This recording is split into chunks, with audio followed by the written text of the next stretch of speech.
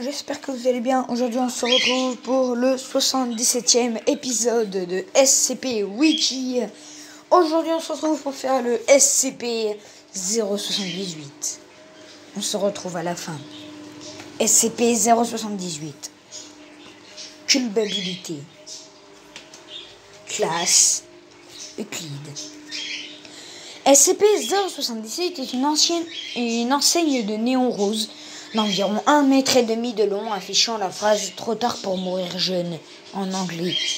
Il fut initialement récupéré dans la ville de on ne sait pas quoi, après que des protocoles standards de fouille de données de la Fondation aient permis d'y enregistrer un taux de mortalité anormalement élevé dû à la faim ou à d'autres besoins vitaux négligés. En absence d'alimentation, SCP-078 n'a pas de propriété anormale et peut être observé sans effet secondaire.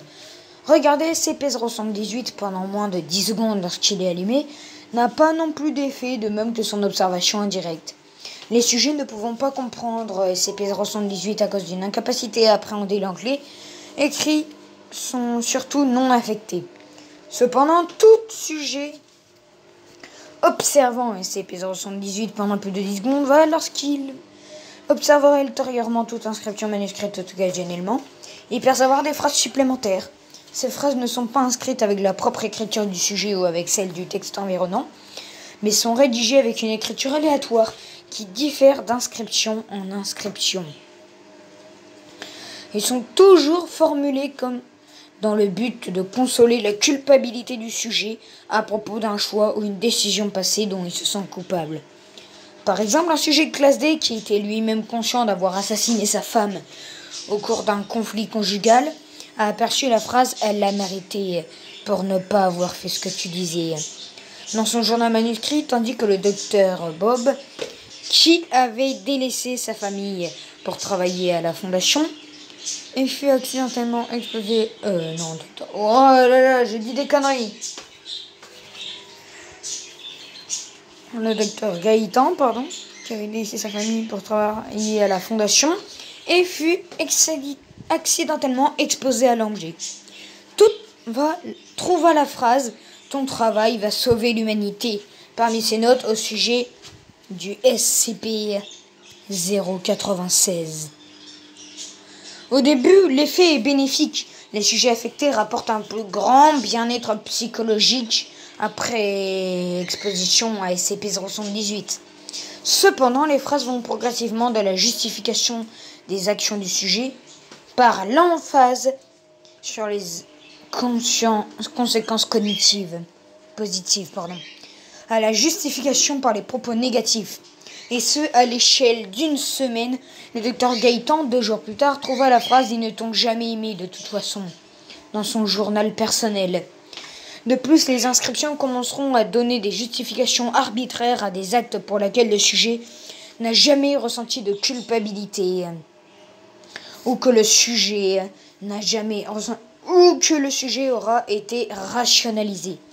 Le sujet va alors reconsidérer ses excuses pour ses actions, ainsi que tenter de justifier des actions futures qu'il prendra.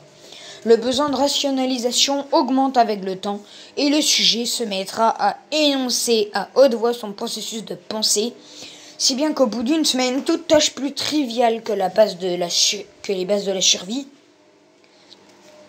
que le sujet entreprendra induira un excès de névrose alors qu'il tenta de rationaliser. Pourquoi il n'a pas fait un autre choix? Au bout de 2 semaines, le sujet est incapable de se nourrir. Après la première bouchée, il passera à l'heure suivante à justifier pourquoi il a choisi de commencer par cette partie de son plat. Le décès par sous-alimentation s'ensuit si le sujet n'est pas nourri par une voie intraveineuse. 9 membres du personnel de classe D ayant été atteints à ce stade, ainsi que 9 chercheurs ont été accidentellement exposés, sont maintenus en vie à des fins d'études et pour déterminer si un remède peut être trouvé. L'unique moyen de modifier l'effet de SCP-078 est SCP-078 lui-même.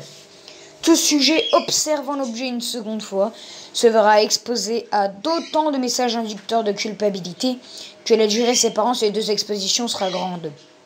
Tous les sujets ayant regardé SCP-078 une semaine après leur exposition initiale ont commis une tentative de suicide. SCP-078 doit être laissé accroché au mur de sa cellule de confinement et physiquement débranché. La seule prise secteur dans la pièce doit être contrôlée par un interrupteur qui doit être laissé sur la position éteinte, sauf en cas de test sur SCP-078.